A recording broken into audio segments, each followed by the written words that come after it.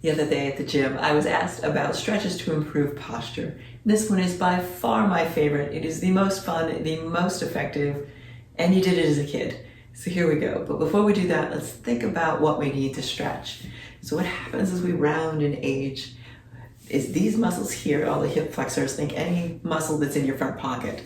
These muscles start to tighten up and you start to round right there, starting at the base of the spine. The hip flexors are tight. You're collapsing in the core. Shoulder muscles are coming in the front of the body. The neck muscles are shortening as the head comes forward. So what we're going to need to do is create space and open out. We need a great big space here. So here's a fun way to do it. Right, so scooch back to the wall and just kind of lean against the wall. Now notice where you are, notice what's going on. Where's your hips, where's your back, where's your shoulders? So odds are good. Your pelvis is turned out, so your hips are kind of leaning forward. You're just kind of touching it. There's a great big arch in the back, and your shoulders are nowhere near the wall, and your head's leaning forward. Okay, so let's correct all of that and see how it goes. So make a little space between your feet. Tuck the tail under and kind of rotate the hips forward so the hip bones are forward. Imagine there's a little bowl of water, and if it's tilted down, the water falls out. If it's square up, all of the water stays in. It's a neat way to think of the pelvic bowl. So there it is. Hips are against the wall.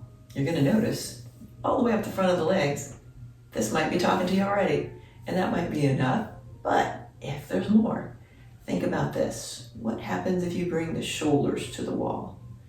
Now this is could be a stretch for you, so listen to your body. Only you know what's best for you.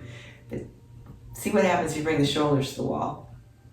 Now usually what happens is the head goes forward. So let's bring the head back to the wall. And a lot of times what happens is the chin goes up. So level that chin. Head touches the wall, shoulders touch the wall, hips are touching the wall. You're gonna feel it already because all that core is opening now. And now, if that's not enough and you feel like you got a little more space, bring the elbows and the wrists to the wall. Now imagine you're being squished to the wall. You can do this on the floor too. Like you're squished against the wall and you'll notice it. There's all kinds of muscles. There's a whole lot going on right here, but I promise this is effective. It really will work. All right, so there you are. If you're feeling like that's okay and you got a little more space, lift those arms up and then bring them back down.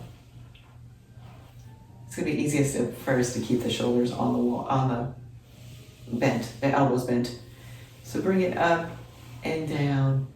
I'm gonna do it 8 or 10 times in a day and do it for a month and you'll be amazed. Make it your own little 30-day challenge to just do it and see what happens if you don't straighten that posture right up. So bringing those arms up and down, you'll feel it right across the shoulders, you'll feel it in the hips. It seems like it's simple, but there it is. Up and down. Maybe you want to straighten those arms out just for fun. You'll notice the shoulders come off, but there it is. Up. And it really will increase your range of motion. It'll straighten out your back and it'll really give you a proprioceptive awareness of where your body is, what straight up feels like. Because a lot of times we just lose that is this square? Is this square? Where is straight up and down? So it's going to help with that too. So have fun with that stretch. Give it a 30-day challenge. See if it doesn't make some difference. And if you have any questions, catch me at the gym.